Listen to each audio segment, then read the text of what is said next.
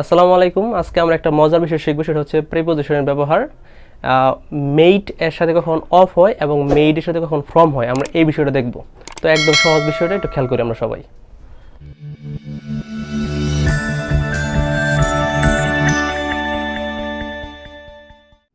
তো এই মেক বা মেড এদের সাথে কখন অফ হয় এবং কখন ফ্রম হয়, আমরা এই বিষয়টা একটু খেয়াল করব। পেপার ইজ মেড অফ অথবা ফ্রম উড। এখন প্রশ্ন হচ্ছে কখন অফ হবে এবং কখন ফ্রম হবে। তো যখন এই যে একটা কাগজ, একটু খেয়াল করি আমরা সবাই, এটা একটা কি আমাদের কাগজ। তো এই কাগজটার ভিতরে কিন্তু আমরা এই কাগজটা কী দিয়ে তৈরি হয়েছে, এটা আমাদের বাঁশ দিয়ে তৈরি হয়েছে অথবা কাঠ দিয়ে তৈরি হয়েছে। তো এখানে কিন্তু কাঠ বা বাঁশটা দেখা যাচ্ছে না, যেহেতু দেখা যাচ্ছে না সেহেতু আমাদের এখানে কি হবে, এখানে আমাদের ফ্রম হবে। তার মানে এটা কিন্তু কাঠ বা বাঁশ এরকম কিছু একটা উপাদান তৈরি হয়েছে, কিন্তু সেই উপাদানটা কিন্তু এখানে নেই। যেহেতু নেই, তার মানে এখানে আমাদের কি হবে, ফ্রম হবে। তার মানে যেই উপাদান দিয়ে তৈরি হচ্ছে সেই উপাদান যদি সেখানে দেখা যায় তাহলে সেখানে কি হবে, আমাদের অফ হবে। আর যদি দেখা না যায় তাহলে সেখানে কি হবে, ফ্রম হবে। তার মানে এই যে পেপার, এইটা যেহেতু কাঠ দিয়ে তৈরি হচ্ছে কিন্তু এই পেপারের ভিতরে কাঠ দিয়ে দেখা যাচ্ছে না সেহেতু আমাদের এখানে কি হবে, ফ্রম হবে, এখানে অফটা হবে না। সো আমরা বুঝতে পারলাম যে এখানে কি হবে, paper is made from would, এটা আমাদের কি রাইট। আমরা আরেকটা এক্সাম্পল দেখি, the table is made dash would. এখানে আমাদের বুঝতে পারতেছি যে টেবিলটা কী দিয়ে তৈরি হয়েছে, কাঠ দিয়ে তৈরি হয়েছে। তো টেবিলের ভিতরে কিন্তু কাঠটা দেখা যাচ্ছে, একটা টেবিলের ভিতরে কাঠটা কিন্তু দেখা যাচ্ছে, যেহেতু দেখা যাচ্ছে সেহেতু সেখানে আমাদের কি হবে, অফ। আর যদি দেখা না যায় তাহলে সেখানে কি হবে, ফ্রম। যেমন পেপার কাঠ দিয়ে তৈরি হয়েছে, কিন্তু এখানে কিন্তু আসলে অ্যাকচুয়ালি পেপারের ভিতরে কাঠ কিন্তু দেখা যাচ্ছে না, বা বাঁশ দিয়ে তৈরি হয়, বাঁশটা কিন্তু পেপারে দেখা যাচ্ছে না। যেহেতু দেখা যাচ্ছে না তার মানে এই পেপার এখানে কি হবে, আমাদের ফ্রম হবে। So paper is made from wood আর table is made of wood. আমরা যদি আরেকটা বলি, রিং মানে কানের দুল এরকম টাইপের কিছু একটা, ইজ মেড।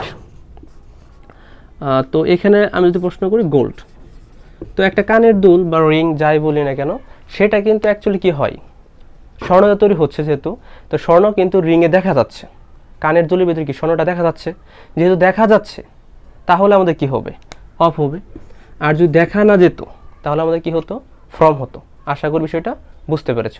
যেমন এখানে ring is made of gold হবে, কারণ রিংয়ের ভিতরে কিন্তু আমাদের স্বর্ণটাকেই দেখা যাচ্ছে। যেহেতু দেখা যাচ্ছে তার মানে এখানে কি হবে, আমাদের অফ হবে। আর যদি দেখা না যেত তাহলে আমাদের কি হতো, ফ্রম। যেমন paper is made from would, এখানে কিন্তু পেপারের ভিতরে কাঠটা দেখা যাচ্ছে না, কিন্তু এখানে টেবিল কাঠ দিয়ে তৈরি হয়, টেবিলে কিন্তু কাঠটা দেখা যাচ্ছে। রিং বা কানের দুল বা আমরা যাই বলি না কেন এখানে কিন্তু স্বর্ণ দিয়ে তৈরি হয়, তাহলে স্বর্ণটা কি রিংয়ে দেখা যাচ্ছে। যদি দেখা যায় তাহলে আমাদের কি হবে, মেডের সাথে অফ হবে। আর যদি দেখা না যায় তাহলে সেখানে কি হবে, ফ্রম হবে। আশা করি বিষয়টা বুঝতে পেরেছ। ওকে ওকে আমরা আরেকটা মজার বিষয় শিখবো, সেটা হচ্ছে এখানে আমরা 3টা বাক্য লিখেছি। সেটা হচ্ছে একটা যে আই টেক টি, আবার লিখছি আই ড্রিঙ্ক ওয়াটার, আবার লিখছি আই ইট রাইস। তো একটু খেয়াল করি আমরা যে যখন আমরা বলি যে আমি চা খাই, আবার বলি যে আমি দুধ খাই বা আমি পানি পান করি, আবার আমরা কি বলি ভাত খাই, তো সবগুলো কিন্তু খাওয়া অর্থে আসছে। তো খাওয়া ইংলিশটা আমরা কি জানি, ভার্বটা কি, ইট অর্থ খাওয়া।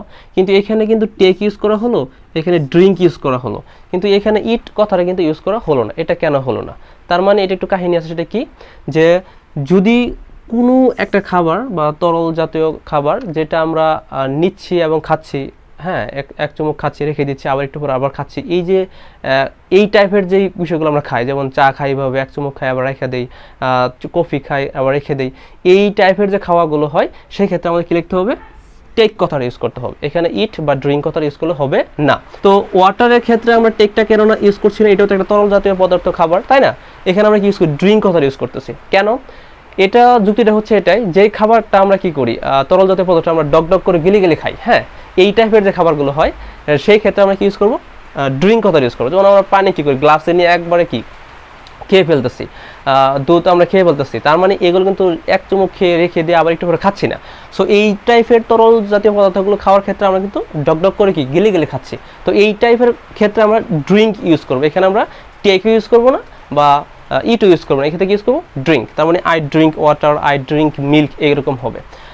তো এইখানে একটু খেয়াল করি আমরা যে ভাত খাই, তো এখানে খাওয়া, তো এটা একটা খাওয়া, কিন্তু এইটা হচ্ছে এখানে আবার কি ইট ইউজ করছে, এখানে টেকও হবে না, ড্রিঙ্কও হবে না। কেন হবে না?